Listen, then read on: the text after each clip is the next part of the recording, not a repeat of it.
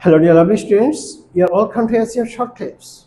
Today I will discuss about money and টাকা. So let me get started. প্রিয় শিক্ষার্থীরা, আজকের ক্লাসে আমি মানি এবং টাকার বিষয়ে পরিষ্কার করে দিব কখন আমরা মানি ব্যবহার করব, কখন টাকা ব্যবহার করব। টাকা হলো অর্থের এমন একটি ধারণা যার দ্বারা আমরা কোনো কিছু লেনদেন, ক্রয় বিক্রয় অথবা অর্থ সংরক্ষণ করি, সেটাকে বলা হয় মানি।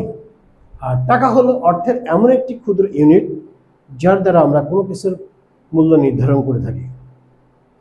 উদাহরণ হিসেবে আমরা বলতে পারি যে আমি আজকে 1 কেজি আপেল কিনবো, এখানে আমরা মানি ইউজ করব।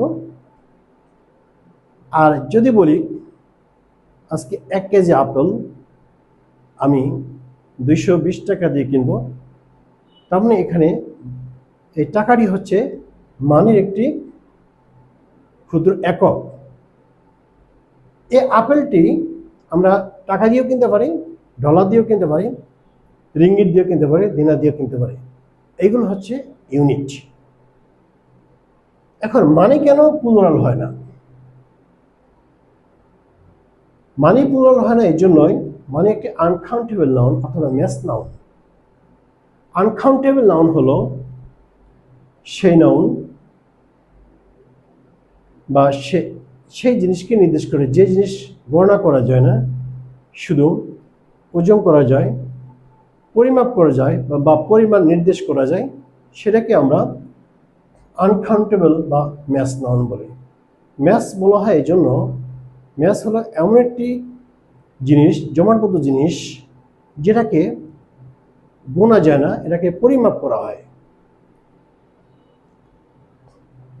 তোমরা লক্ষ্য করো, আমরা মানিকে কিন্তু গুনতে পারি না।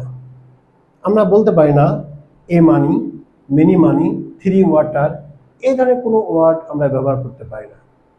তাহলে এই মানিকে আমরা কিভাবে গণনা করব? মানিকে আমরা অর্থের ইউনিটে নিয়ে আসবো, অর্থের এককে নিয়ে আসবো। তখন আমরা টাকা ব্যবহার করব। যেমন 1 টাকা, 2 টাকা, মেনি টাকা, এটসেট্রা। মনে রাখবে, বাংলাদেশে বিশেষ করে টাকার ক্ষেত্রে যখন আমরা 2, 3, 4 দ্বারা প্লুরাল নির্দেশ করি, সেক্ষেত্রে টাকার পরে এস হয় না, কারণ ওই সংখ্যাগুলোই প্লুরালকে নির্দেশ করেছে। তবে অন্য দেশের ক্ষেত্রে, ডলারের ক্ষেত্রে, রিঙ্গিটের ক্ষেত্রে প্লুরাল শব্দ ইউজ করা হয়, যেমন $2, 3 ringgits, এটসেট্রা। প্রিয় শিক্ষার্থীরা, আশা করি বুঝতে পেরেছো। Have a lovely time, all the best.